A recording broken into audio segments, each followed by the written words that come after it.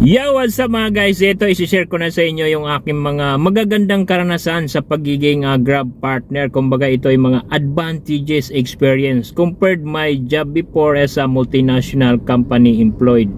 At sana ito ay mga panood mo hanggang sa dulo nang sa ganun ay makapagbigay inspirasyon lalo sa mga nagbabalak pasukin ang mundo ng TNBS. Kaya kung ikaw ay baguhan sa aking YouTube channel, welcome, at kung ikaw ay datihan, welcome back.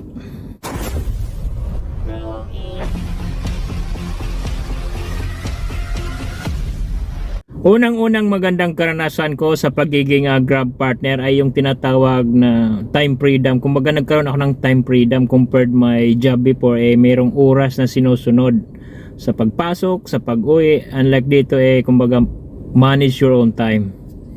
Susundin mo lang yung sarili mong oras, kung anong oras ka babiyahe, anong oras ka uwi, which is good. Nakaranas ako ng kalayaan, kumbaga kumikita na merong kalayaan. Pangalawa, yung pwedeng tawaging expandable earnings. Dahil dito sa pagiging Grab partner mas may kakayahang kumita kumpara nung ako ay nasa company pa lamang. Hindi pa ako pumasok, alam ko na kung magkano ang aking kikitain. Dito kung mas masipag or kung mas mahaba ang oras sa biyahe, mas malaki ang take home. Kaya mas malayang kumita kung ikaw ay mas masipag. Yun yung aking naramdaman na mas maganda dito sa pagiging Grab partner. At pangatlo, naramdaman ko dito yung tinatawag na friendly. Nagiging friendly ako kung dati ako ay isang masasabing introvert, ngayon ay pwedeng magiging extrovert. Dahil nga sa mga naisakay na iba-ibang nationality, iba-ibang provinces ang pinanggalingan at nakipagkwentuhan, sila ipala kaibigan, kumbaga mahahawa. Kaya isa yon sa aking naramdaman, which is good. At pang-apat, naramdaman ko dito yung tinatawag na pagiging boss. Dahil kumbaga manage your own time, manage your income, manage your strategy. Dahil ito ay part of business.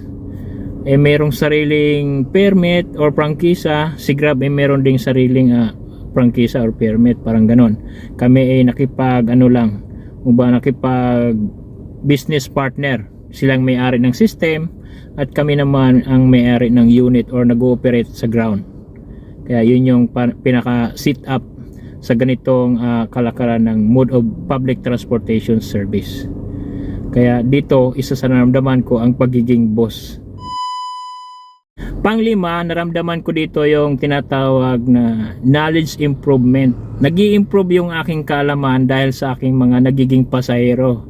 At sila ay iba-ibang nationality, iba-ibang provinces ang pinanggalingan, iba-ibang profession, iba-ibang personality.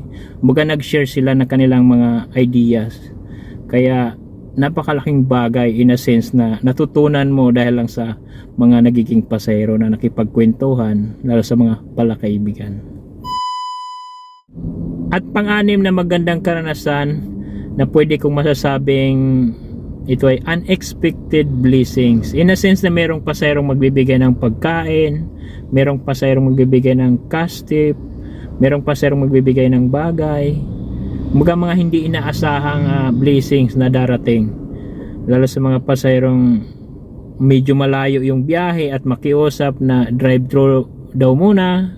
Mapagbigay ako sa ganon at ipagbili din nila ako.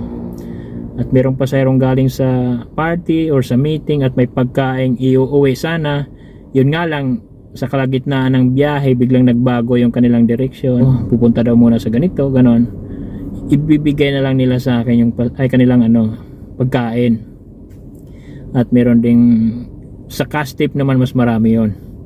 Lalo sa foreigner, naranasan ko ang pinakamalaking tip na tatanggap 2,000, 1,500, 1,500, ganon. Sa mga local passengers naman yun ang mas marami. Yun nga lang pinakamalaki kong amount, which is good pa rin naman, 500, 400, 300, 200, mas marami yung 100, gano'n. Lalo yung mga naka-card payment, naka-GCash payment, masusurprise ka na lang, doon na sila magsisend ng tip online, through online. At saka naranasan ko rin makatanggap ng bagay gaya ng payong, jacket, which is good, mga unexpected experience or blessings. At pang-pito mga guys, ito na yung pinakamaganda kong karanasan sa pagiging Grab partner. Ay yung tipong magkaroon ka ng sasakyan, makapaglabas ka ng sasakyan. Kung babalikan ko yung kwento, ako ay dating nagtatrabaho sa Toyota brand company. Ngayon nagkaroon ako ng Toyota brand car unit. At hindi ko sukat akalain na dati ko lang pangarap na magkaroon ng sasakyan, pero dito ko matatagpuan sa pagiging Grab partner.